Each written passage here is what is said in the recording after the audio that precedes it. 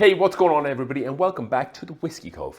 And on today's installment, we have another episode from the Face-Off series, where we like to compare maybe a lesser whiskey, blind up against a better whiskey, and see if it can compete. You know the drill, run that video.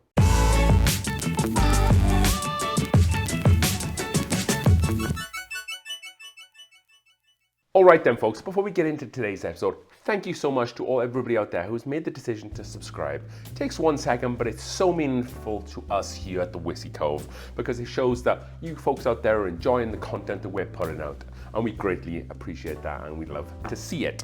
So today we have the Face-Off series, and the theory is here, or the hypothesis, that Early Times Bottled in Bond may just be good enough to beat out E.H. Taylor.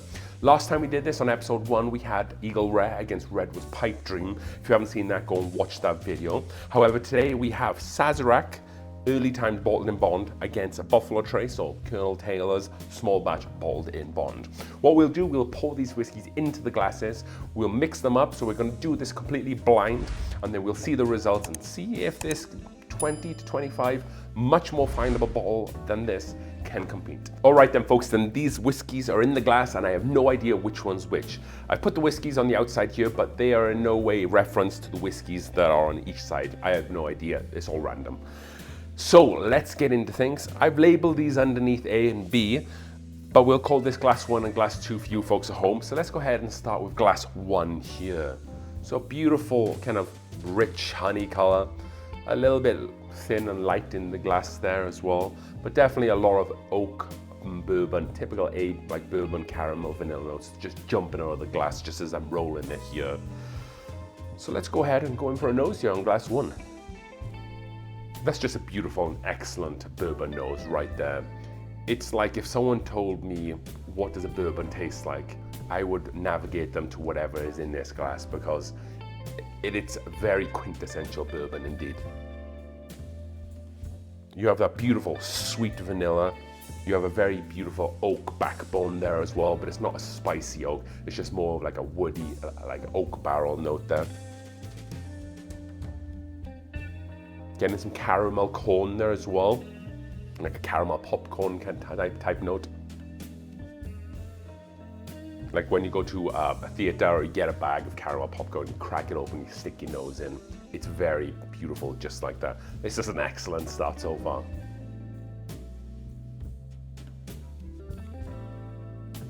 Maybe like a touch. There's a fruit in there which I can't quite pick out what that is. I'm thinking like a red fruit or possibly a stone fruit there. Maybe like a plum, I guess, potentially, because that is kind of reddy purpley. So when a plum isn't quite ready or ripe yet, it sits on the tree and it's generally quite red looking. And if you ever pick one of those off, not that people go picking plums off of trees, but if you've ever tried a plum that's not quite ripened up yet, it's quite tart and it has more of like a red kind of stone berry note as opposed to kind of like a juicy sweeter plum. And it kind of has more of like the unripened plum note, I guess, on this. But a beautiful, beautiful nose, very inviting. Not much spice there, no alcohol burn on the nose. Let's go in for a taste. Very excited with this one, glass 1.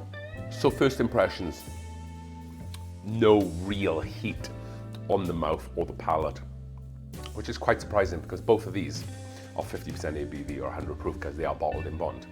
But very approachable, very drinkable first impressions.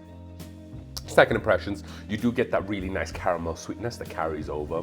That corny type cereal note is gone at that point, but you're just left with a very nice sweet caramel note. The vanilla is also there as well. I said like a sweet vanilla, so maybe like a cake frosting or like a Pop Tart. That would be a really good flavor note actually.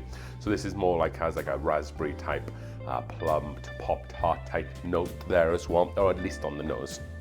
On the palate, still drinks sweet, still has that really nice kind of vanilla cake frost in there as well. The fruit note is definitely, you definitely get the oak tannins from the barrel there with this. So then that unripened plum note still carries through, which is really awesome as well. I think that's a really great note for this whiskey, that's all. And then also, it does pick up a little bit of spice before it goes into the finish there. But let's see if we can taste it again and see if we can pick up any other notes here. So this whiskey is just so well balanced. It takes you on this quintessential bourbon journey.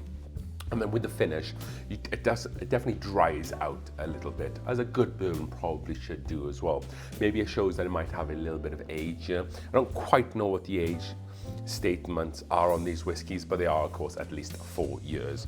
It rounds out really nice. You get the leather note there as well. You get kind of like that dry oak note that kind of settles out as you continue to kind of taste it.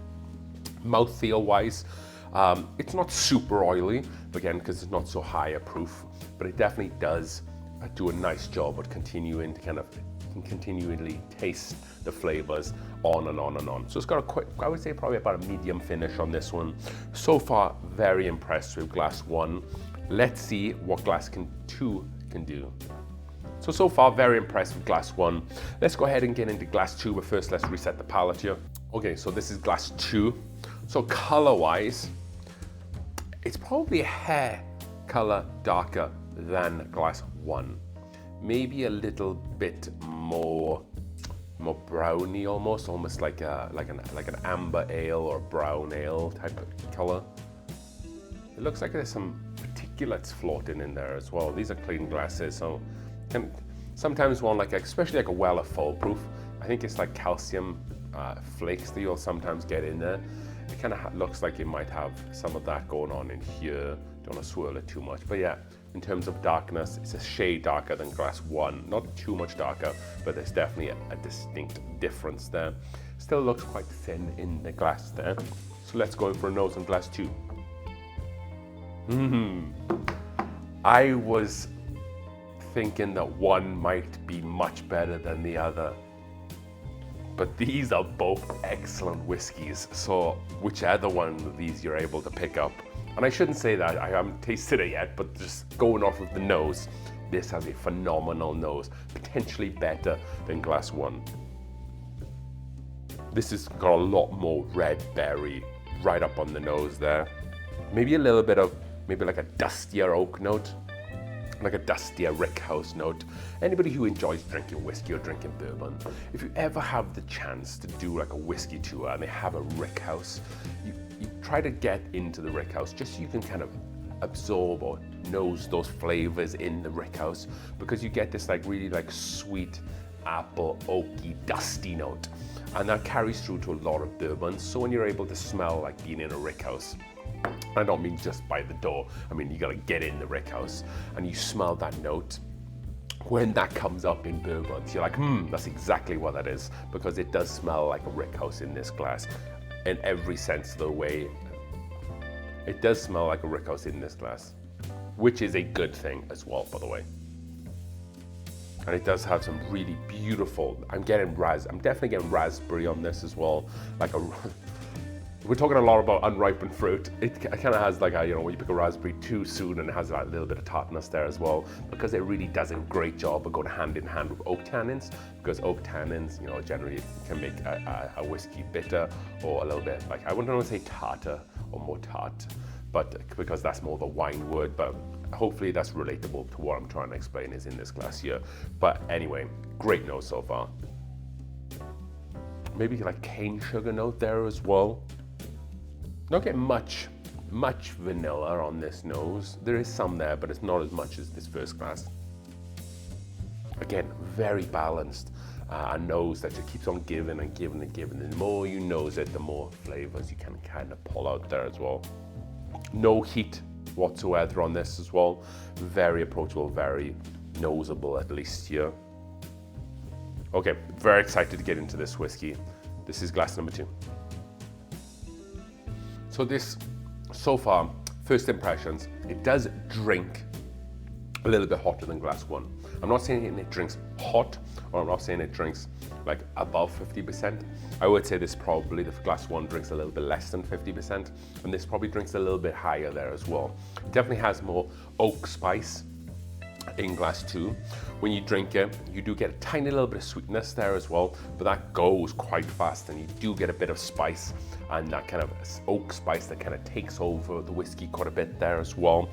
And that kind of transitions into the finish, where again you get a leather and maybe a touch of like a tobacco note. So there is that kind of bitterness from a tobacco note. Not necessarily saying that's a bad thing. Some people associate the word bitterness with whiskey. That's maybe not great. However, when I mean say bitterness, if you ever chewed tobacco, you definitely get like a spicy bitter note there as well. And that's definitely in this glass too. Let's go in for another taste on glass 2. That musty, that dustiness, that kind of apple, so that musty and like a dusty rickhouse note definitely carries through to the palate in this. Like I was saying, the sweetness kind of goes away quite fast there. This is more woodier. Definitely has a strong oak backbone in this one. And then you have like those spicier notes. And then the finish is also quite spicy. It kind of hits underneath your top lip here. And I would say whiskey's maybe a bit more oily. So it does definitely do a great job of coating your mouth and sticks around for a lot longer. I think because this is just generally this is just a whiskey that's spicier than glass 1. It sticks around a little bit more. It's a little bit more sticky in the mouth because of those spicy notes, I guess is what I'm saying. So what we'll do, we will taste through these a little bit more because at this point it is very close. So let's pause the video and then we'll come back with the results. Okay folks, welcome back. This was very tough. So last time we did this episode, we did Eagle Rare and Pipe Dream, and that wasn't as close as I thought it might have been. However, this week, the winner probably, out of 10 times drinking these, the winner probably would have won 6 out of 10. So it was very close. So some thinking behind this. So glass A, excellent nose, excellent palate, finish was great too. Glass 2, phenomenal nose. This definitely wins on nose. I would say this wins on palate. I would say they're probably both about equal on finish. The difference on what made the winner for me is, and let's just say glass 1 was the winner for me, which it was. I prefer more of a fruitier, balanced whiskey as opposed to maybe something that's just a little bit spicier.